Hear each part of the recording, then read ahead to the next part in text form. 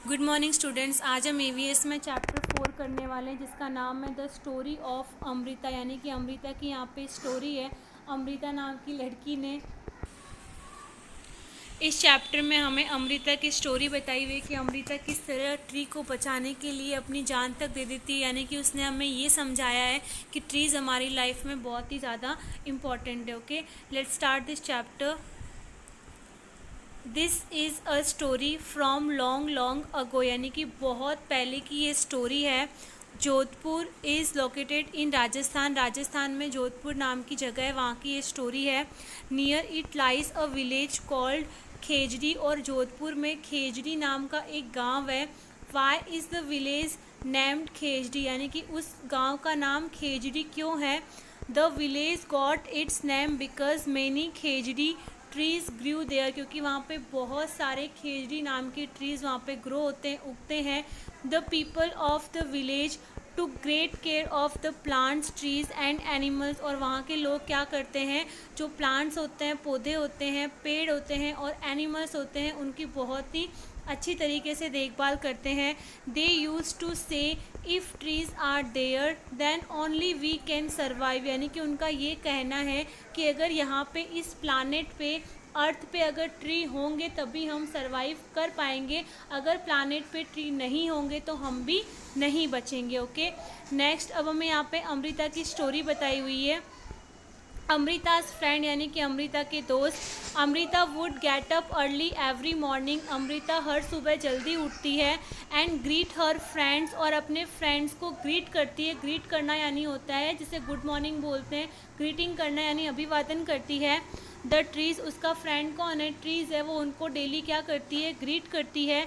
C would choose a special tree for the day and put her arms around the tree trunk and whisper friend you are strong and beautiful. वो क्या करती है, हर सुबह उसका जो favourite special tree है उसके पास जाती है और उसे हग करती है यानी गले लगाती है, और उसे कहती है, विस्पर यानी होता है फुसफुसाना या फिर कहना धीरे से, कि तुम बहुत ही ज़्यादा स्ट्रॉन्ग हो, you are strong and beautiful, और तुम सुंदर हो। यू केयर फॉर अस, तुम हमारी केयर करते हो। I love you very much, मैं तुमसे बहुत प्यार करती हूँ। Make me also like you, ऐसा वो वहाँ पे जाके कहती है। ओके, नेक्स्ट पेज है। नेक्स्ट पेज में आपको यहाँ पे पिक्चर शो की हुई कि किस तरीके से उस गांव के बच्चे खेजड़ी ट्रीज के पास खेलते हैं, यानी घंटों तक वहाँ पे खेलते हैं। Like Amrita other children also had their special tree, Amrita की तरह बाकी बच्चों की भी स्पेशल ट्रीज होते हैं, जो बच्चे क्या करते हैं, सुबह जाकर उन्हें गुड मॉर्निंग विश करते हैं। They would play for hours in the shade of the trees, और वहाँ वह उन ट्रीज़ के नीचे घंटों तक खेलते हैं। शेड ऑफ द ट्रीज यानी कि ट्री की छाया में। Is there a place near your house, क्या आपके घर के पास, स्कूल के पास, or along the road side या फिर रोड के पास कोई ट्रीज़ है, where trees have been planted, यानी कि कोई ऐसा ट्री है जो वहाँ पे ग्रो हो रहा हो, तो वहाँ पे आपको अपने घर के आसपास, स्कूल के आसपास या फिर रोड के आसपास आपको देखना है कि वहाँ पे ऐसा कोई ट्रीज़ है जो प्लांट किया हुआ हो। ओके, सेकेंड नंबर का क्वेश्चन है, why do we plant trees. हमें यहाँ पे लिखना है, planting more trees help to maintain healthy soils and humidity level in air, यानी कि अगर हम ज़्यादा ट्रीज़ को प्लांट करेंगे तो क्या होगा, हमारी जो सॉइल है, जो ज़मीन है वो हेल्दी रहेगी, और जो ह्यूमिडिटी लेवल है वो भी क्या होगा, सही रहेगा। ह्यूमिडिटी यानी होता है कि ज़्यादा गर्मी नहीं होगी और ज़्यादा सर्दी नहीं होगी। Have you seen any one watering plants who does this, आपने कभी किसी व्यक्ति को प्लांट्स में पानी देते हुए देखा है, तो आपने किसको देखा है उसके बारे में आपको लिखना है। यस इन द गार्डन, मैंने गार्डन में देखा है। I have seen the gardener taking care of the trees, मैंने गार्डनर को, गार्डनर यानी कि माली को गार्डन में ट्रीज़ की केयर करते हुए मैंने उनको देखा, यानी कि उनको पानी देते हुए मैंने देखा है, ऐसा आपको यहाँ पे लिखना है। ओके, नेक्स्ट क्वेश्चन है, have you seen fruits on any of the tree, क्या आपने उस पेड़ पर कोई फ्रूट्स देखे हैं। हु ईट्स दिस फ्रूट, और इन फ्रूट्स को कौन खाता है, वो यहाँ पे आपको लिखना है।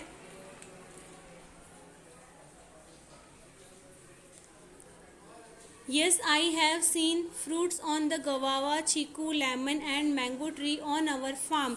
यानी कि मैंने अपने खेत में ट्रीज़ के ऊपर फ्रूट लगे हुए देखे, जैसे कि guava, chikoo, lemon and mango.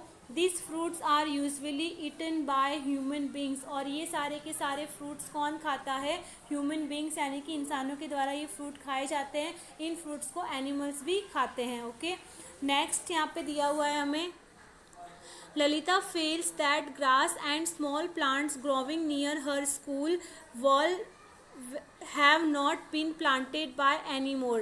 Lalita ने ऐसा महसूस किया कि उसके घर के आसपास जो छोटे छोटे प्लांट्स है और जो घास है उन्हें किसी ने ग्रो नहीं किया है.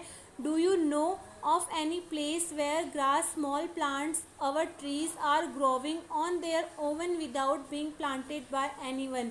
क्या आपने कोई ऐसी घास या फिर ऐसे कोई प्लांट्स देखे हैं जो प्लांट्स किसी ने नहीं उगाए हैं फिर भी वो प्लांट्स ग्रो हो गए हैं? क्या आपने अपने घर के आसपास ऐसे कोई घास या फिर प्लांट्स देखे हैं? तो वो आपको अपने फैमिली या फिर अपने फ्रेंड्स के साथ शेयर करना है अगर आपने देखे हो तो. ओके, नेक्स्ट हमें क्वेश्चन दिया हुआ है, why do this tree grows here. यानी कि जो घास और जो स्मॉल प्लांट्स होते हैं वो बिना प्लांट किए कैसे ग्रो हो जाते हैं? What do you feel. तुम्हें ऐसा क्यों लगता है? तो हमें यहाँ पे इसके आंसर में लिखना है, plant seeds get transferred from one place to another with the help of seed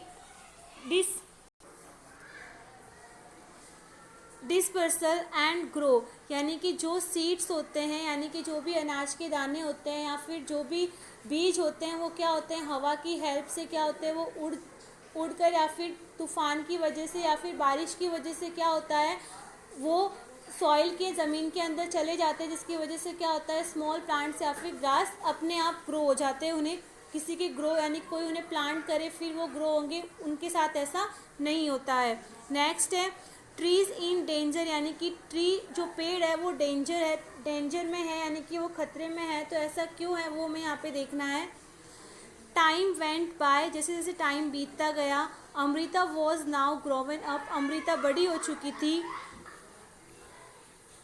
one day she went to greet her trees. एक दिन जब वो पेड़ को ग्रीट करने गई, she saw some strangers there. वहाँ पे उसने क्या देखा, कुछ स्ट्रेंजर्स को देखा, यानी कि अजनबियों को देखा.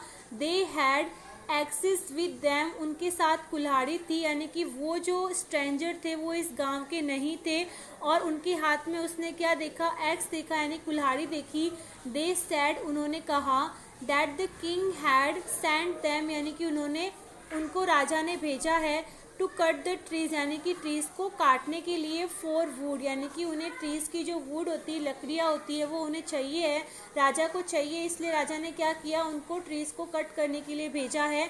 The wood was needed for building the Kings place. और राजा के प्लेस यानी कि राजा के महल को बनाने के लिए उन्हें इन लकड़ियों की ज़रूरत है, इसीलिए वो ट्रीज़ को काटने के लिए आए थे.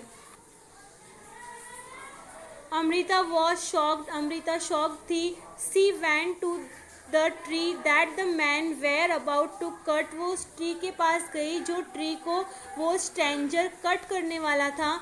She put her arms around the tree. उसने क्या किया, ट्री को गले लगा लिया, जिस तरीके से हमें पिक्चर में बताया हुआ है.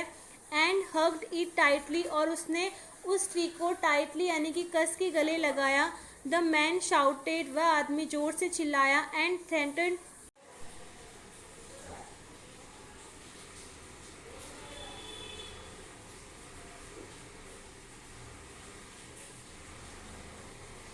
थ्रेटन्ड हर. और उसने वो ज़ोर से चिल्लाए और उन्होंने क्या किया, अमृता को डराया.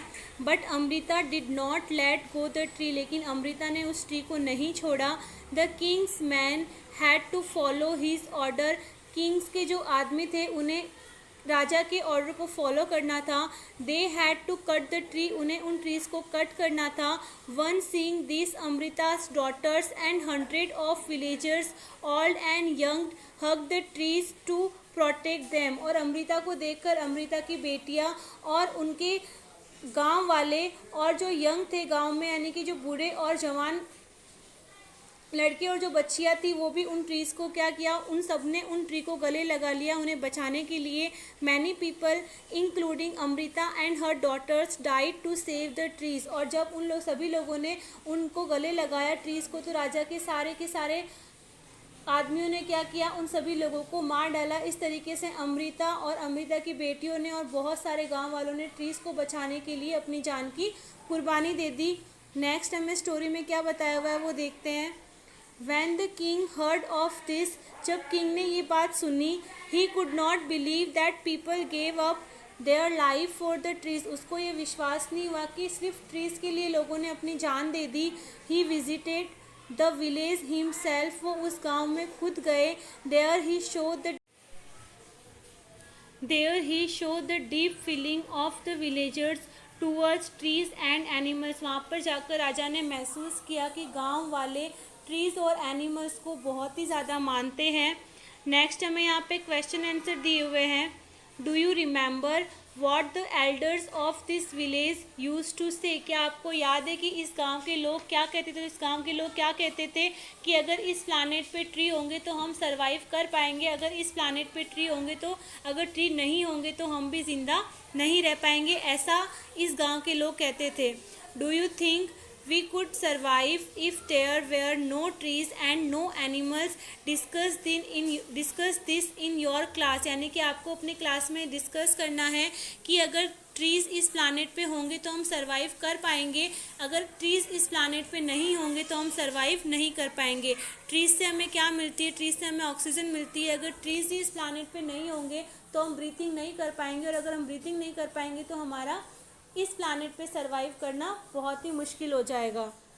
नेक्स्ट है the village is protected, the villagers strong feelings for trees affected the king greatly. यानी कि यह गांव किस तरीके से बचा? द विलेज इज़ प्रोटेक्टेड, तो जो विलेज यानी कि गांव वालों की जो स्ट्रॉन्ग फीलिंग थी ट्रीज़ और एनिमल्स को लेकर, यह देखकर राजा को यह देखकर राजा के ऊपर प्रभाव पड़ा। ही ऑर्डर्ड दैट, उसने ऑर्डर किया, from then on no tree would be cut and no animal would be harmed in that area. यानी कि इस एरिया में कोई भी ट्री को कट नहीं किया जाएगा और किसी भी एनिमल को नुकसान नहीं पहुंचाया जाएगा। इवन टुडे, आज भी ऑलमोस्ट 300 ईयर पास्ट, आज भी 300 साल बीत चुके हैं। The people of this area, इस एरिया के लोग, called Bishnois, continue to protect plant and animals. यानी कि जो इस एरिया में जो रहते हैं उन्हें, इस एरिया के लोगों को क्या कहा जाता है? बिश्नोई कहा जाता है। और इस गांव का नाम क्या था? खेजड़ी। ओके, तो ये जो विलेजर्स हैं उन्हें हम क्या कहते हैं? बिश्नोई कहते हैं। आज भी ये बिश्नोई 300 साल बाद भी क्या करते हैं? वहाँ के लोग प्लांट्स और एनिमल्स को उसी तरीके से प्रोटेक्ट कर रहे हैं। Even though in the middle of the desert, यानी रेगिस्तान के बीच में होने के बावजूद भी, the area is green and animals roam about freely and without any fear. यानी कि रेगिस्तान के बीच में ये गांव है, और रेगिस्तान के बीच में गांव होने के बावजूद भी ये गांव कैसा है? बहुत ही हरा भरा है, और यहाँ के जो एनिमल्स है वो आराम से कहीं भी घूम फिर सकते हैं। यहाँ पे आपको ये राजा की पिक्चर शो की हुई है, और यहाँ पे ये गांव वालों की पिक्चर शो की हुई है कि किस तरीके से जो विलेजर्स है वो राजा के खिलाफ खड़े हुए हैं। ओके, नेक्स्ट है right about any one tree. यानी कि आपको किसी एक पेड़ के बारे में यहाँ पे लिखना है। नेम ऑफ द ट्री, उस ट्री का नाम क्या है? Mango tree. यानी कि आपको किसी एक ट्री के बारे में पूरी इन्फॉर्मेशन आपको यहाँ पे लिखनी है। Okay, does the tree have flowers. क्या मैंगो ट्री पर क्या फ्लावर्स होते हैं? विच कलर्स, अगर होते हैं तो कौन से कलर के होते हैं? तो हमें यहाँ पे लिखना है yes the tree has flower, इस ट्री के फ्लावर होते हैं। दे आर येलो कलर, उनका कलर कैसा होता है? येलो होता है। ओके, नेक्स्ट है do the flowers remain on the tree throughout the year. क्या इसके ऊपर, पेड़ के ऊपर फ्लावर्स पूरे साल भर रहते हैं? तो हमें यहाँ पे लिखना है no the flowers do not remain on the tree throughout the year but are seen only for a few months, यानी कि मैंगो ट्रीज़ के ऊपर जो फ्लावर्स होते हैं, जो फूल होते हैं, वो पूरे साल भर नहीं होते हैं। वो जो फ्लावर्स होते हैं वो सिर्फ कुछ ही महीनों तक हमें उस ट्रीज़ के ऊपर दिखाई देते हैं। ओके, नेक्स्ट क्वेश्चन है in which month do their leaves fall, यानी कि उनकी जो पत्तियाँ होती है वो कौन से महीने में गिरती है। तो हमें यहाँ पे लिखना है जनवरी एंड फरवरी, यानी कि जनवरी एंड फेब्रुआरी। नेक्स्ट है do fruits grow on the tree, क्या इस ट्री के ऊपर फ्रूट्स ग्रो होते हैं। राइट देयर नेम्स, तो उनके हमें यहाँ पे नेम लिखने हैं। तो कौन सा फ्रूट ग्रो होगा मैंगो ट्री के ऊपर, मैंगो फ्रूट ग्रो होगा। तो हम यहाँ पे लिखेंगे yes fruits grow on the tree, यानी कि ट्रीज़ के ऊपर फ्रूट्स ग्रो होते हैं। देयर नेम इज़ मैंगो, उनका नाम क्या है, मैंगो यानी कि आम। नेक्स्ट है in which month do the trees have fruits, यानी कि कौन से महीने में मैंगो ट्रीज़ के ऊपर फ्रूट आते हैं। तो हमें यहाँ पे लिखना है मार्च और अप्रैल, या तो मार्च महीने में आते हैं या तो अप्रैल महीने में आते हैं। Okay, have you eaten this fruits, क्या तुमने कभी मैंगो फ्रूट्स खाया है। हाउ डू दे टेस्ट, उनका टेस्ट कैसा होता है। तो हम यहाँ पे लिखेंगे yes I have eaten this fruit, मैंने ये फ्रूट खाया है। दे आर श्योर, ये खट्टे होते हैं। वैन रो यानी होता है कच्चा, जब ये फ्रूट कच्चे होते हैं तब इनका टेस्ट कैसा होता है, श्योर यानी खट्टा होता है।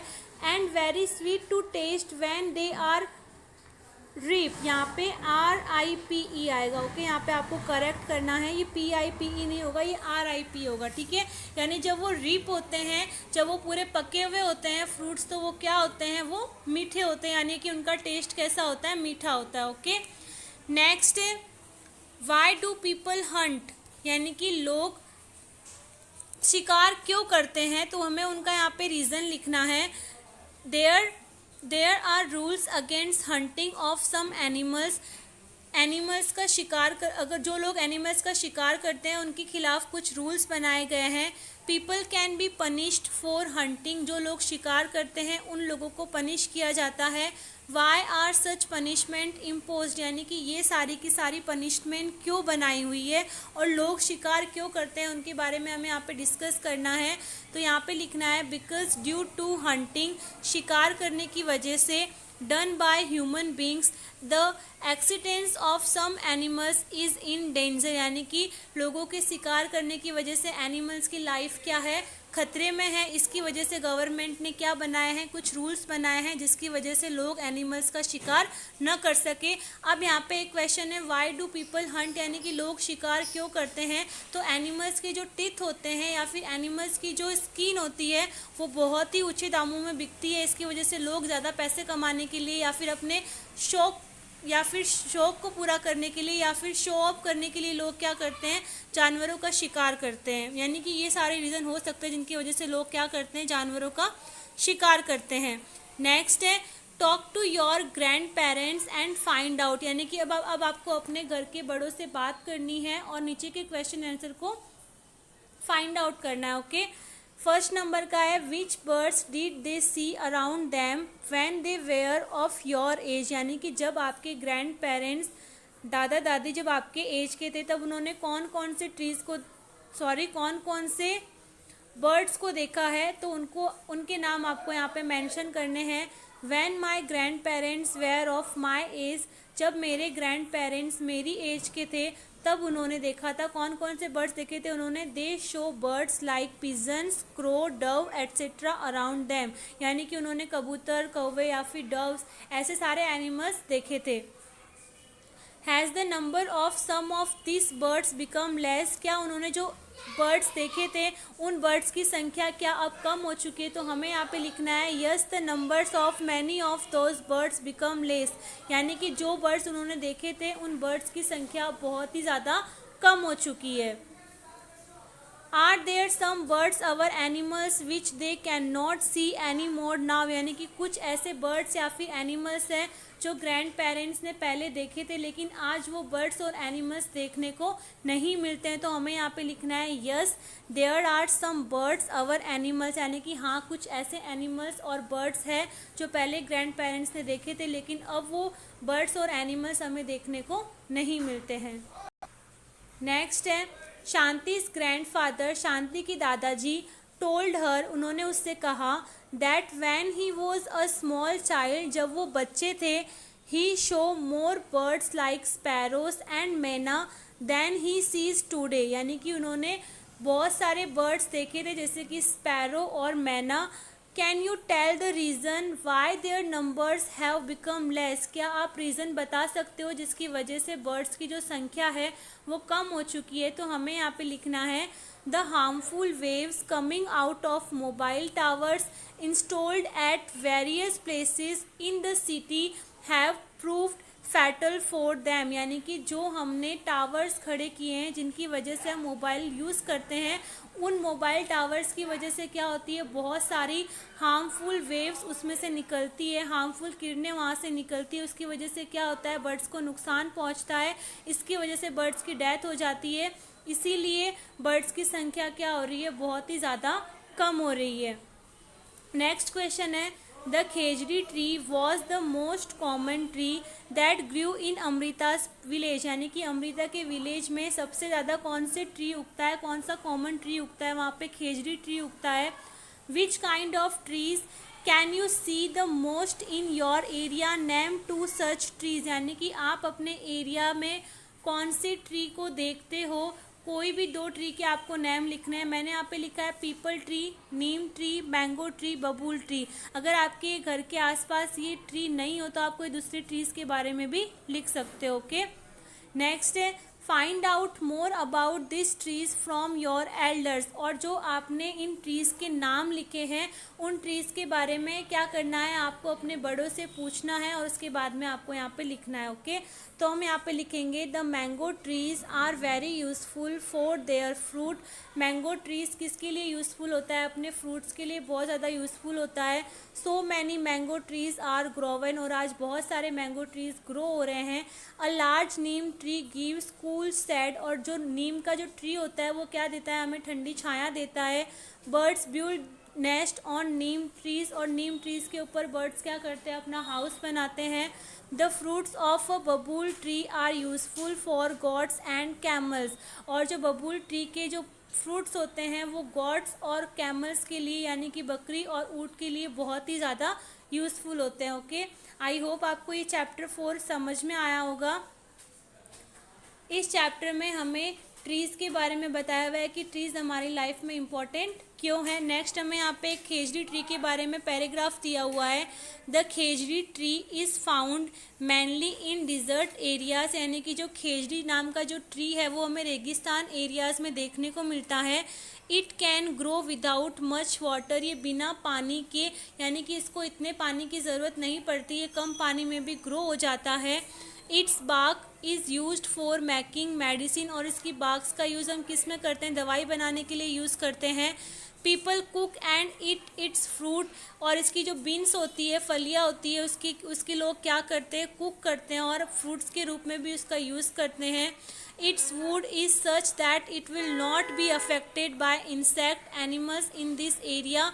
It the leaves of the khejri and children like you play in its shade, यानी कि इसकी जो लकड़ियाँ होती है वो इंसेक्ट को भी अफेक्ट नहीं करती है, उसकी वजह से इंसेक्ट को भी नुकसान नहीं पहुंचता है। और इस एरिया के जो एनिमल्स है जो यहाँ पे रहते हैं वो खेजड़ी की लीव्स को क्या करते हैं, ईट करते हैं, खाते हैं। और बच्चों को क्या होता है, इस ट्रीज़ की साइड में, यानी कि इसकी छाया में उन्हें खेलना बहुत ही ज़्यादा पसंद है। यहाँ पे आपको खेजड़ी ट्रीज़ के बारे में बताया हुआ है कि वो कैसे होते हैं और उनका क्या क्या यूज़ होता है, वो आपको इस पैराग्राफ में बताया हुआ है। ओके, यहाँ पे आपका चैप्टर 4 फिनिश होता है। आई होप आपको ये चैप्टर समझ में आया होगा। आपको इस पूरे के पूरे चैप्टर को आपको बुक में लिखना है और उसके बाद में आपको ये 2 पेज किस में लिखने हैं, नोटबुक में लिखने हैं। ओके।